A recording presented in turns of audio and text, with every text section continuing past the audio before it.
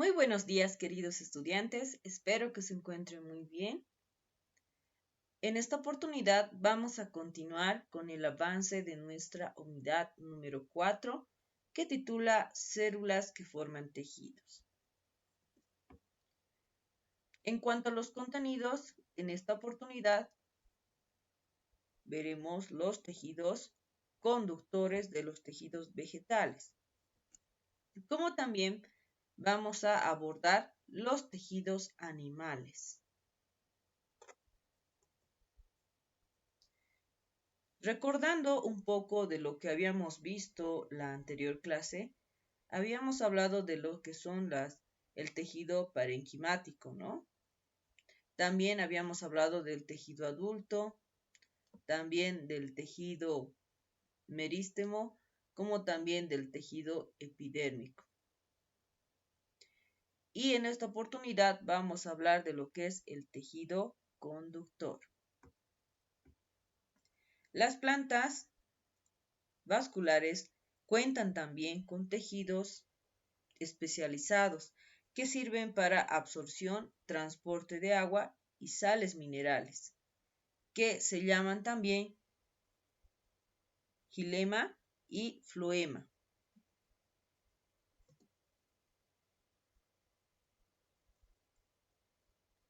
Estos tejidos conductores transportan nutrientes por toda la planta. También se encuentran en las células alargadas y unidas entre sí y van formando largos conductos desde la raíz, tallo y hojas.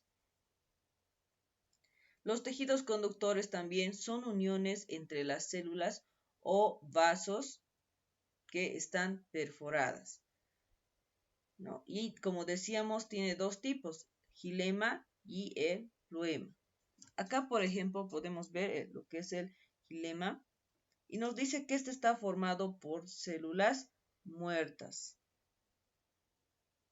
alargadas, sin contenido citoplasmático, es decir, también son huecas, de paredes muy gruesas y se disponen unas sobre otras, formando tubos de varios metros de longitud. Aquí, como podemos ver, estos tubos son estos tubos los que se van formando por el xilema, ¿no? Y estos tubos a su vez forman una red que se extiende por toda la planta, repartiendo la savia bruta. Y la savia bruta está compuesta por lo que es agua, sales minerales, principalmente, ¿no? Bien. Y también lo que es el dióxido de carbono, que absorben las plantas por medio de sus hojas, ¿no? Por los poritos que tiene cada hoja llamados estomas. Bien. Nos dice también que cuando la temperatura del ambiente es elevada, la planta debe refrescarse y para hacerlo abre sus estomas de sus hojas y tallos y empieza a perder agua a través de ellos. Es como una transpiración, se podría decir, ¿no? Y esta pérdida de agua nos dice que actúa como una bomba succionadora que hace que circule más rápidamente el agua por el xilema. Un ejemplo, una planta madura de maíz que se encuentra en un lugar cálido puede transpirar hasta 16 litros de agua por semana. Estos valores pueden ser aún mayores en plantas de zonas áridas.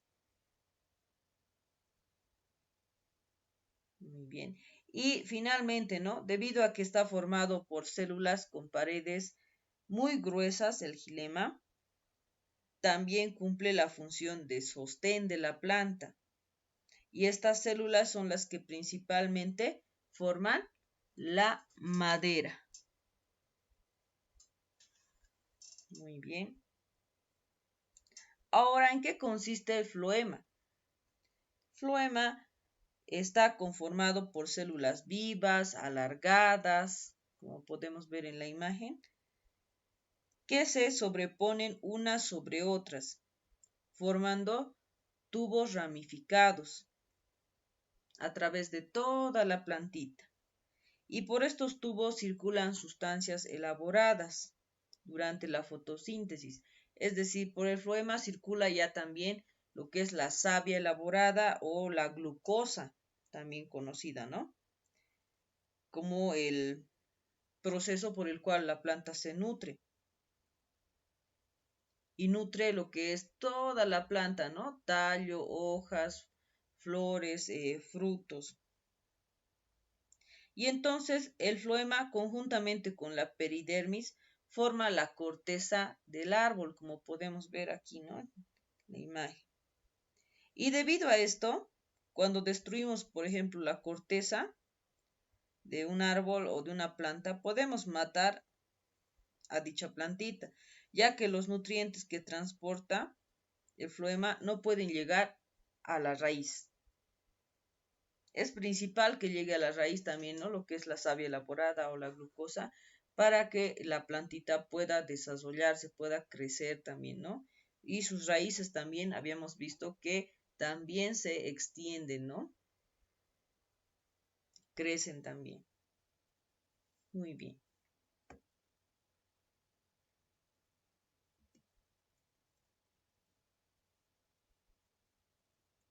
Antes de pasar a los tejidos animales, vamos a hablar también un poco acerca de lo que son los tejidos secretores.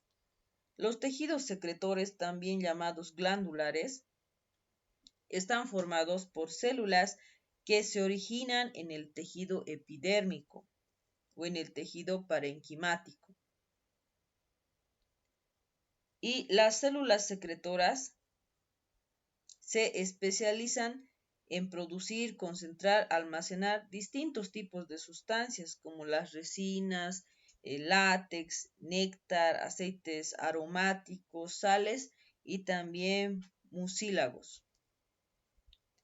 La plantita emplea algunos de los productos secretados para sí misma, mientras que otros son expulsados al exterior. Y de esta manera nos dice que existen tejidos de secreción externa y también los de secreción interna. Los de secreción externa expulsan esas sustancias fuera de la planta y los de secreción interna más bien almacenan en los tejidos de la planta partes de estas sustancias, los cuales también ayuda a las funciones vitales de las células de la planta.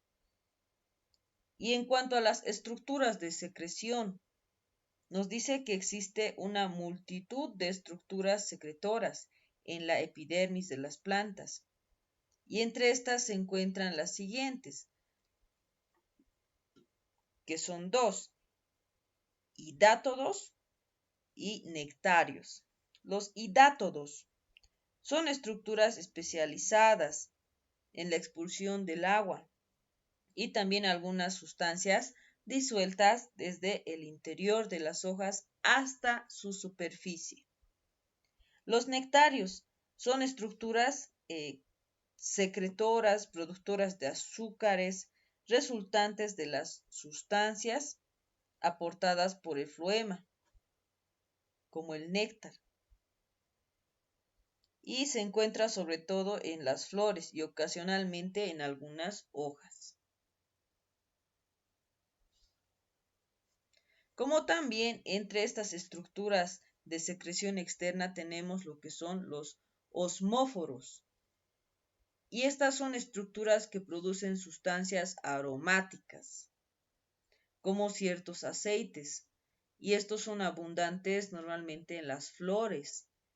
Producen distintos aromas para atraer animales polinizadores. También estas estructuras de secreción externa, llamados osmóforos, aparecen en tallos y hojas. Las glándulas de la sal también son estructuras de secreción externa. Estas se encuentran en plantas propias de lugares cuyo suelo tiene una elevada cantidad de sal. actúan expulsando exceso de sales. Seguramente estas plantas podemos encontrarlas muy cerca, ¿no? O allegadas a lo que es el Salar de Uyuni, por ejemplo. Los pelos o tricomas, por ejemplo, estos también son estructuras de secreción externa. Secretan un líquido que produce irritación de la piel y que las plantas utilizan como mecanismo de defensa, ¿no? En una misma planta podemos encontrar distintos tipos de estructuras secretoras, incluso dentro de un mismo órgano. Por ejemplo, en las hojas de las plantas carnívoras hay tricomas que atrapan al insecto. Y también hay otros tricomas que lo digieren, por ejemplo, ¿no? Que ayudan a digerir al insecto atrapado. Y estos ocurren mediante la producción de sustancias que ayudan a la digestión, por así decirlo, de los animales que atrapa esta planta. Y en cuanto a las estructuras de secreción interna, las estructuras secretoras internas se localizan principalmente en el parénquima, ¿no? Y estas secreciones producidas se almacenan en el interior de los tejidos de la planta, a veces durante toda su vida. Estas secreciones también cumplen diferentes funciones, como absorber y retener agua, también producir sustancias de sabores amargos y desagradables para ahuyentar algunos insectos, microorganismos dañinos y otros también depredadores.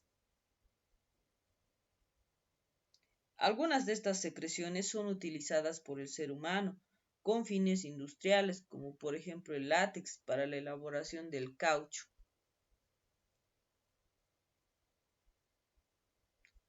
Muy bien, ahora chicos y chicas, ahora que hemos terminado lo que son los tejidos conductores y secretores, referentes a los tejidos vegetales, continuamos con los tejidos animales.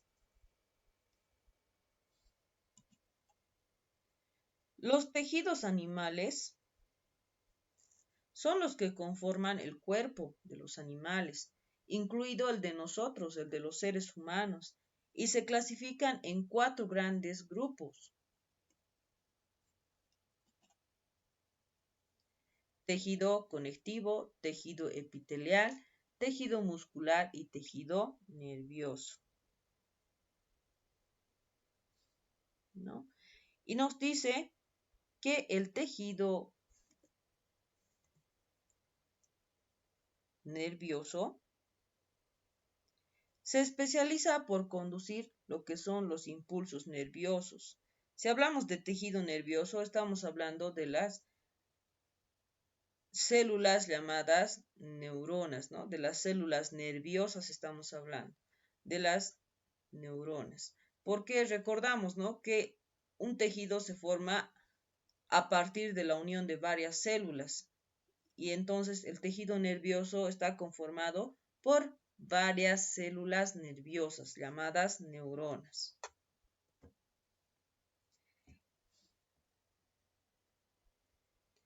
El tejido nervioso está constituido no solo por neuronas, también por las células de glía.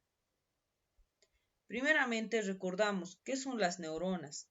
Las neuronas son células nerviosas que están conformadas por 3 partes principales: el cuerpo celular o soma, y esta es la parte más gruesa de la neurona, donde se halla el núcleo y también el citoplasma, y también algunos organelos. También tenemos lo que son las dendritas, estas especies de vellosidades, también parecen raíces, ¿no? Estos son los llamados dendritas. Son prolongaciones del cuerpo de la célula que recogen los impulsos nerviosos. También tenemos el axón. El axón es esa parte larga, es una prolongación que parte del cuerpo celular como podemos ver, parte del cuerpo celular y se ramifica en su extremo, es decir, hasta su final, ¿no? Nuevamente hay unas como ramificaciones, como raíces. Y a esta parte se le llama terminal axonal. Además, también es importante saber que las células nerviosas o llamadas también neuronas se conectan unas con otras sin llegar a tocarse, ¿no? Y como podemos ver en la imagen, así forman una red a través de la cual se van transmitiendo señales nerviosas en forma de mensajes y estas viajan a una velocidad de 100 metros sobre segundos hacia la médula espinal o hacia el encéfalo. Bien. Ahora, ¿qué son las células de glía? Ya que también decíamos que está constituido por dos tipos de células, ¿no? No solamente las neuronas, también las células de glía. Las células de glía están intercaladas entre las neuronas, es decir, son células a las cuales protegen, sujetan y alimentan las neuronas.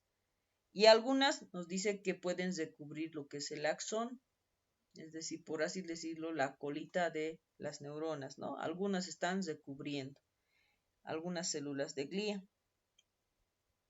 Y estas a su vez favorecen a la transmisión del impulso nervioso. Y son 10 veces más numerosas que las neuronas. Estas células de glía ocupan solo la mitad del volumen del tejido nervioso. Se reproducen cuando una neurona muere y ocupan el espacio que ésta ha dejado. Bien, ahora vamos a ver lo que es el tejido epitelial. El tejido epitelial está formado por una o más capas de células que tapizan toda la superficie del cuerpo, ya sea lo que son los órganos, las cavidades internas, como también participan en la formación de glándulas. Y en el cuerpo de los animales hay 3 tipos de tejidos epiteliales. Se encuentran entre ellos los epitelios de revestimiento. Estos son los que recubren la superficie corporal y las cavidades internas del organismo.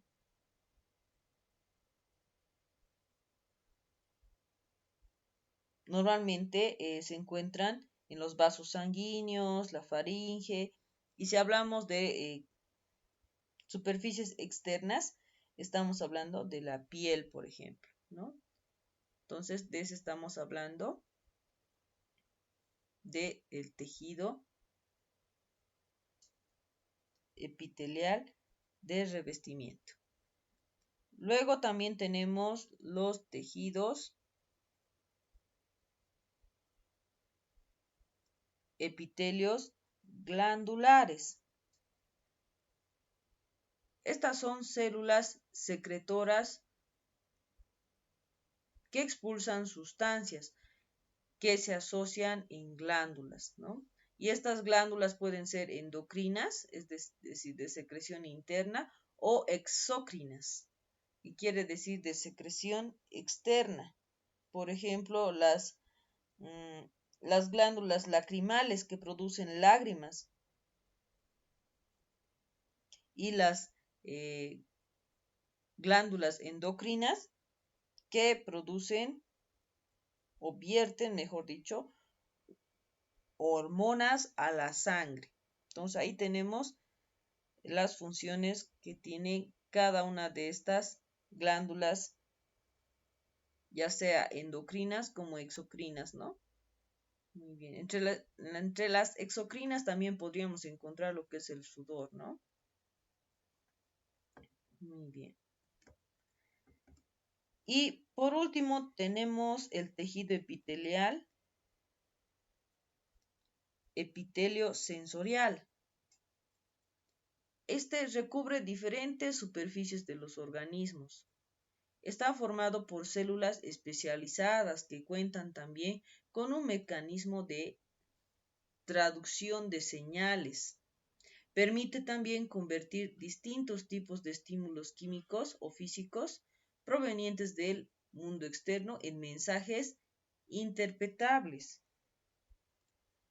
Por ejemplo, el epitelio de la nariz está diseñado para percibir sustancias olorosas y el epitelio de la retina del ojo percibe la luz. Entonces, ahí tenemos dos ejemplos de epitelios sensoriales. Tanto el del epitelio de nuestra nariz como el de nuestro ojo, que nos permiten percibir sustancias como también percibir la luz.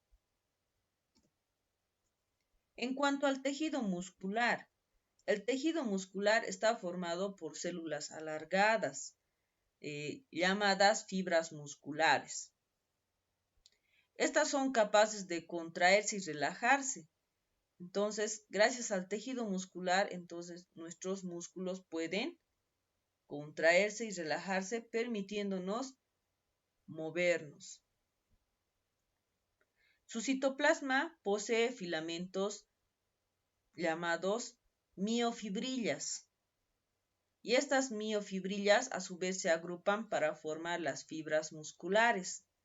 Y estas fibras musculares a su vez forman recién lo que son los músculos, ¿no? Entonces, los músculos, tal y como los habíamos visto en grados anteriores, no solamente son primeramente el músculo, ¿no? Sino que están formados tanto por fibras musculares como con miofibrillas también, ¿no? Que al agruparse van formando algo más grande, que es lo que nosotros conocemos como músculos. Muy bien. En cuanto al tejido muscular, tenemos tres tipos de tejido muscular. Tenemos el tejido del músculo estriado. Este forma lo que llamamos la carne, la cual se adhiere a los huesos a través de los tendones. Las células que lo conforman pueden medir también varios centímetros de longitud y poseen miofibrillas muy marcadas. La agrupación de estas células forma los músculos voluntarios, que junto con el esqueleto conforman el aparato locomotor. Muy bien. Ahora vamos a ver los músculos lisos. El músculo liso está formado por células con miofibrillas, poco visibles, cuyas contracciones son involuntarias y también son lentas. Forman lo que son los músculos involuntarios, que se encuentran en las paredes de los órganos internos, por ejemplo, nuestro corazón, nuestro estómago, las vías respiratorias, las arterias del útero, los intestinos y los pulmones. Bien, y por último tenemos el músculo cardíaco. Este músculo se encuentra exclusivamente en el corazón. Está constituido por fibras estriadas que se ramifican y se unen entre sí, formando una malla o una especie de red. Sus contracciones son involuntarias y el músculo cardíaco se dilata y contrae rítmicamente durante toda la vida del animal.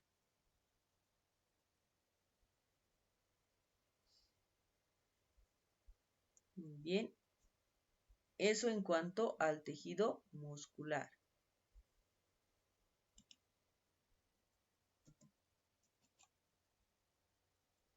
Ahora veremos los tejidos conectivos.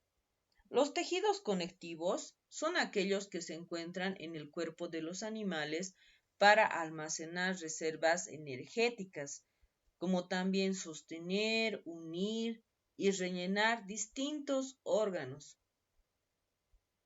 Existen asimismo diferentes tipos de tejidos conectivos, los cuales vamos a ver a continuación.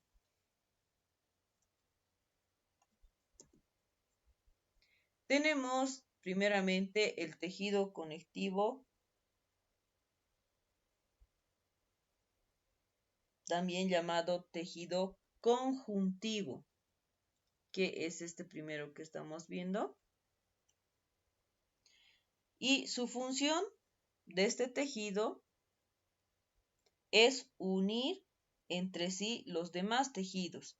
Las células que lo forman están separadas por una sustancia intercelular.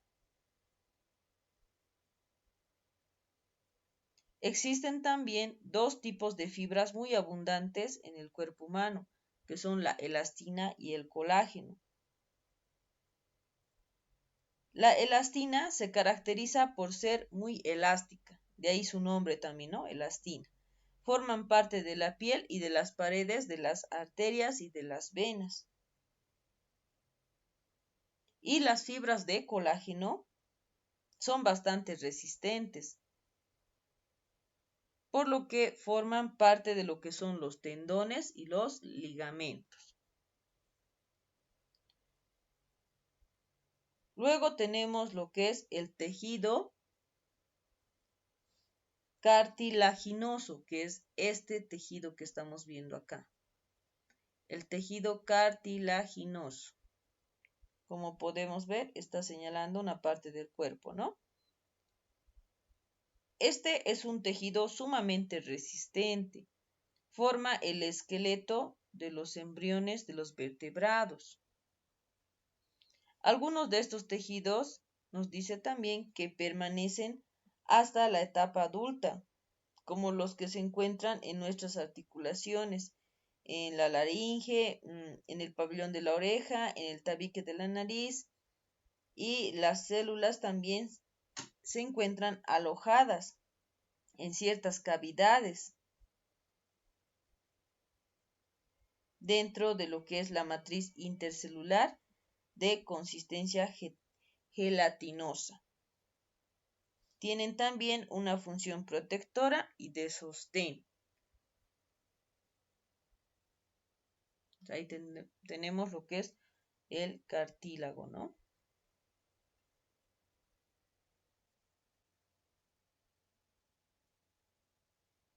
Normalmente, como podemos ver en la imagen, se encuentra en el extremo de un hueso, ¿no? Muy bien. Ahora pasamos al tejido óseo. Aquí tenemos el tejido óseo. De igual manera está formada por varias células llamadas osteocitos, ¿no? Que se encuentran en cavidades o lagunas inmersas en la matriz intercelular también, ¿no? Si hablamos de intercelular, estamos hablando de unión de varias células, ¿no? Tampoco es para que nos asustemos del término intercelular. La nutrición de los osteocitos depende de pequeños canales que penetran la matriz ósea y los conectan entre sí, así como los vasos sanguíneos que penetran al hueso. El tejido óseo forma los huesos. Su función principal es sostener al cuerpo y proteger los diferentes órganos internos. Entonces, de esa manera, también en parte estamos hablando de nuestro sistema esquelético, ¿no? Que tiene distintas funciones de proteger órganos, sostener y también facilitar nuestro movimiento. Luego tenemos lo que es el tejido adiposo. El tejido adiposo, como podemos ver acá en la imagen, nos muestra, ¿no?, como un trozo de piel que está siendo retirado, pero al mismo tiempo hay una superficie amarilla, ¿no? Esto entonces hace alusión a la grasa, ¿no? Si hablamos de adipocitos, estamos hablando del almacén de grasa que tiene nuestra piel, por así decirlo, ¿no? Este está formado por células esféricas que contienen grasa en su interior y que reciben el nombre de adipocitos. Este tejido se extiende por debajo de la piel, actuando como un aislante térmico. ¿Qué quiere decir aislante térmico? Es decir, que nos protege en parte del contacto con el frío, ¿no? Directamente de nuestro organismo, ¿no? Protege nuestro cuerpo del frío, también del calor excesivo, ¿no? Este tejido adiposo también recubre algunos órganos internos, como son el corazón, los riñones y el estómago.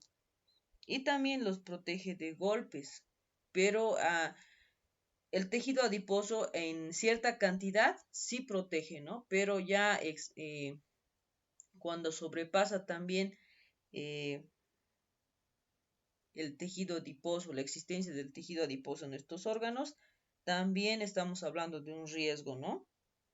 Por el exceso de calorías, ¿no? Que luego dificultan el movimiento de estos órganos que son de movimiento involuntario, por así decirlo, ¿no? Como el corazón, por ejemplo, realiza un movimiento involuntario, pero si está demasiado recubierto de adipocitos, esto puede dificultar su movimiento también, ¿no? Y asimismo la resistencia del corazón de la persona, ¿no? Muy bien. Pasamos al tejido sanguíneo. El tejido sanguíneo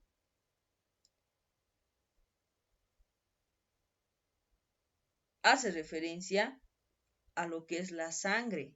Si hablamos de tejido sanguíneo, estamos hablando de ese líquido de color rojo que contiene a las células sanguíneas. ¿Cuáles son las células sanguíneas? El glóbulo rojo, glóbulo blanco, como también plaquetas. También a los glóbulos rojos se les dice eritrocitos, a los glóbulos blancos leucocitos y a las plaquetas también se les dice trombocitos, ¿no? Entonces, esos son sus otros nombres de estos glóbulos que nosotros conocemos, ¿no? Bien. ¿Y cuál es la función del tejido sanguíneo o de la sangre? Su función es llevar oxígeno y nutrientes a cada una de las células, como también recoge el dióxido de carbono y los desechos de estas células. ¿Y la sangre de qué está formada? Está formada por lo que es el plasma y las células sanguíneas, ¿no? El plasma, ¿qué es el plasma? Es ese componente líquido de la sangre en el que flotan las células sanguíneas. Normalmente está compuesto por un 90% de agua y también tiene un 10% en sustancias disueltas, ¿no? Y esas sustancias disueltas son oxígeno, como también dióxido de carbono, sales minerales, azúcares, vitaminas, proteínas, como también hormonas. También lo que es el plasma puede transportar sustancias tóxicas,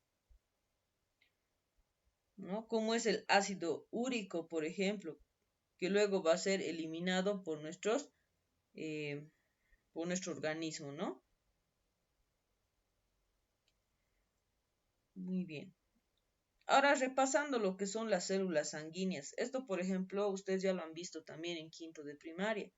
Los glóbulos rojos o eritrocitos son células que tienen una forma de disco, ¿no? Disco, y poseen también un núcleo. Se forman en la médula ósea. La médula ósea es esa parte blanda que se encuentra en el interior de los huesos, ¿no? Por ejemplo, de los huesos largos, nuestro fémur, ¿no? Se encuentra lo que es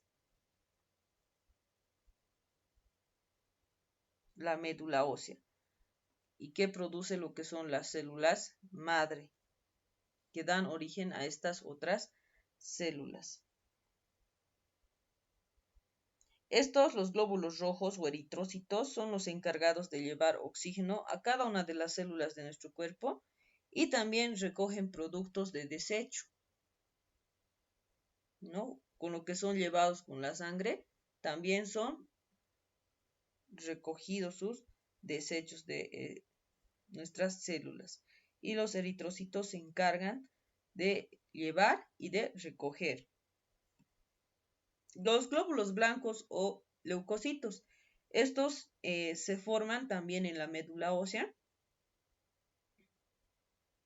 Y nos dice también que existen diferentes tipos de leucocitos y su función principal es combatir adecuadamente cualquier virus, bacteria o agente patógeno o extraño a nuestro organismo.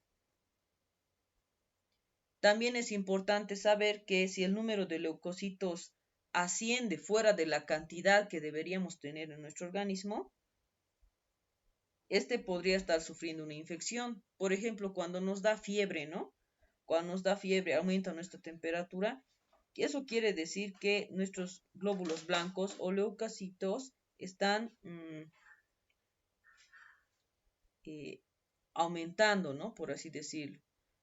Están aumentando en número a lo que usualmente tenemos en nuestro organismo. Luego tenemos las plaquetas o trombocitos, ¿no? Que son estos de acá que se encuentran, este que se ve con un tono amarillento. Estas son células sin núcleo, ¿no? Es importante saber esa distinción, que al igual que las otras células sanguíneas, se forman también en la médula ósea. Y estas sirven más que todo cuando hay una hemorragia, ¿no? Estas plaquetas o trombocitos se acumulan y forman una especie de tapón o coágulo en la pared de los vasos sanguíneos. De esta forma detienen la pérdida de sangre. Es como si parcharan la rueda de la bicicleta, por así decirlo, ¿no? Para evitar el fuga de aire, y en nuestro caso fuga de sangre, ¿no? De nuestra sangre. Entonces, esas son sus funciones de las células sanguíneas. Muy bien, entonces chicos y chicas, hasta aquí llega nuestra explicación. Vamos a aplicar lo aprendido con las actividades de nuestro libro. Cuídense mucho, un fuerte abrazo. Recuerden siempre estar revisando las actividades que se dejan en plataforma.